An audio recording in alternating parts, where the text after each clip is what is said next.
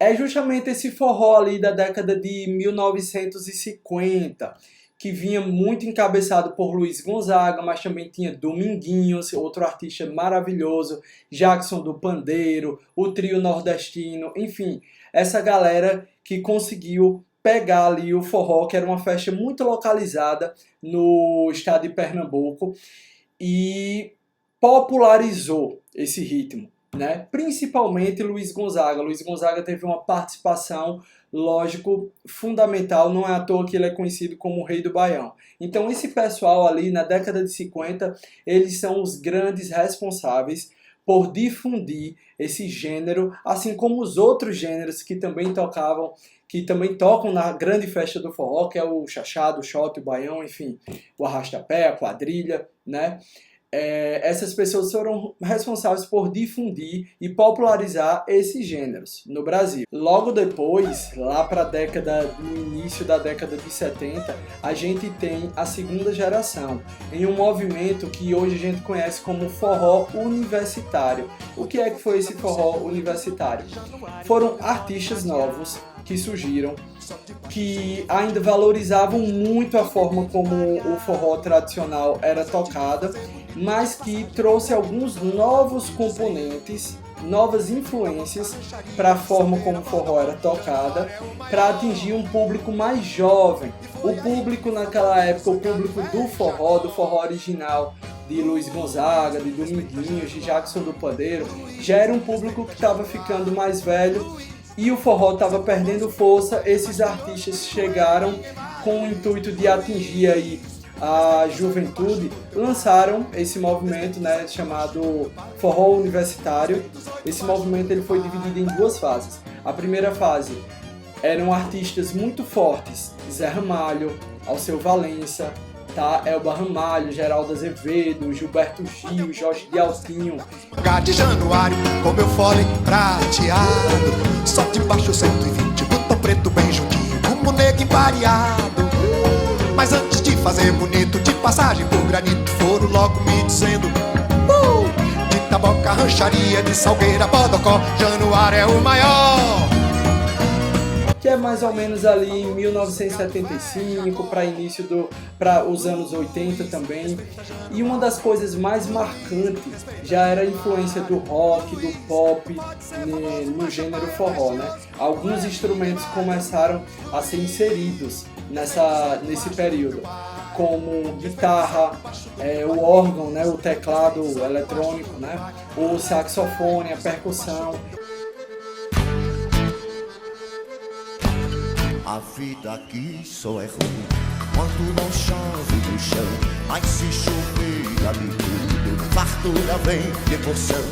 Tomara que chova logo, tomara meu Deus, tomara, só deixe o meu Cariri no último pau de arara. Só deixe o meu Cariri no último pau de arara, enquanto a minha... Então é a grande marca do forró universitário. O forró deixa de ser aquele gênero baseado em sanfona, triângulo e zabumba e passa a ter outros instrumentos, né? Passa a incorporar novos instrumentos na sua forma de se fazer música. Uma segunda etapa desse movimento de forró universitário veio um pouquinho mais tarde, ali para os anos 90, com os grupos Fala Mansa, Arrastapé, Forró Sacana.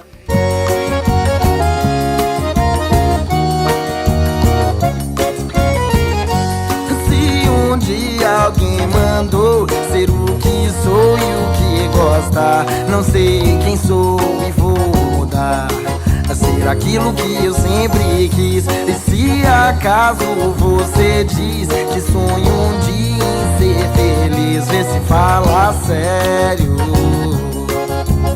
Enfim, foram grupos também muito importantes para dar continuidade a essa linha do tempo, nessa evolução do forró. A terceira geração do forró, a terceira fase do forró, que a gente ainda vive ela de uma maneira razoavelmente forte, a gente ainda está vivendo a continuidade dessa fase, foi a fase do forró eletrônico, ou também conhecido como forró estilizado, ou shanty music, enfim, tem algumas denominações para esse movimento aí.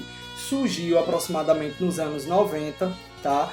E musicalmente falando, a grande diferença passou a ser a utilização cada vez mais forte do teclado eletrônico. Nesse período, o acordeon ele passa a perder um pouco do protagonismo, né, que ele tinha e começa a dar lugar muito para os timbres do teclado eletrônico, tá bom? Aí tem também uma relação com o desenvolvimento da própria indústria, né, tecnológica musical, que os teclados estavam ficando cada vez mais modernos, mais potentes, e ele veio com uma força muito grande para dentro desse movimento, né, da música do forró. Então aí você vai ter como também destaque nesse movimento a utilização muito forte de luzes no palco, né, de equipamentos muito modernos de iluminação, de sonorização, enfim. Por isso também que se passa a falar sobre forró estilizado, né? Porque deixa de ser somente ali a questão musical e passa a ter uma questão cenográfica também, né? Uma questão da visualidade dessa festa.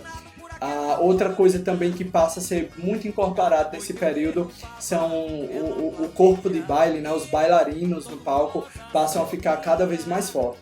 E aí, enquanto artistas, enquanto bandas, a gente tem um destaque muito grande para bandas como Mastruz com Leite, inicialmente, né? E a banda Magníficos. Elas meio que iniciaram esse movimento, né, de transformação, que continua até hoje, como eu falei, se transformando, que foi o forró eletrônico. Aí teve também, posteriormente, bandas como Aviões de Forró, Calcinha Preta, né? Limão com Mel, um pouco antes até. Sua filha só queria um fazendeiro. Oh, é o forró Mastruz com Leite. A gente se encontrava sempre às escondidas e vivia aquele amor proibido. Cada novo encontro era sempre perigoso, mas o nosso amor era tão gostoso. Já no final de 2010, eu já dei um pulo aqui, ó, lá para 2018, 2017, 2018, vem surgindo um outro movimento dentro desse mundo do forró que vem ganhando muita força, que é o piseiro, né? Que se diferencia sobretudo na questão musical, né? Pelo ritmo mais lento, né? O ritmo do piseiro ele já vai ser um pouco mais lento. E aí, como expoentes, né? Como grandes artistas desse grupo, a gente vai ter o Zé Vaqueiro, os Barões da Pisadinha, o Eric Land.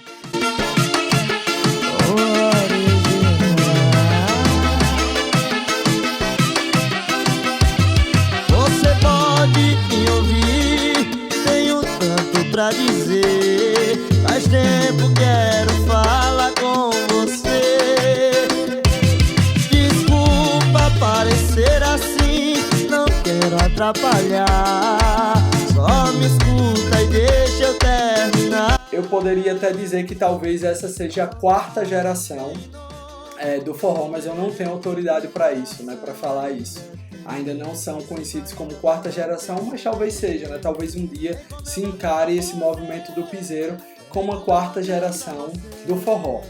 Então, basicamente, essas foram as 4 grandes fases que o forró passou, né, está passando ao longo da sua história. Então, vamos aqui para a nossa atividade. Hoje, eu queria saber de vocês o seguinte, pode comentar aqui no YouTube.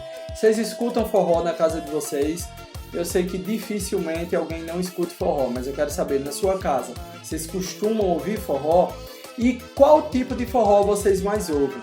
Pensando aí nas nossas 4 gerações, né? O forró tradicional, o forró universitário, o forró eletrônico e agora o piseiro. Qual desses 4 aí vocês ouvem? Caso vocês não ouçam forró, você seja criança e ainda não escute, ainda não tenha tido acesso ao forró, façam essa entrevista aí com o pai, o avô, enfim, a mãe, o tio, a tia de vocês. Eu quero a resposta aqui, tá joia? É isso, pessoal. Espero que gostem. A gente, nas próximas aulas de gêneros musicais, vamos nos aprofundar em outros gêneros que fazem parte dessa grande festa do forró, tá bom? Até a próxima aula.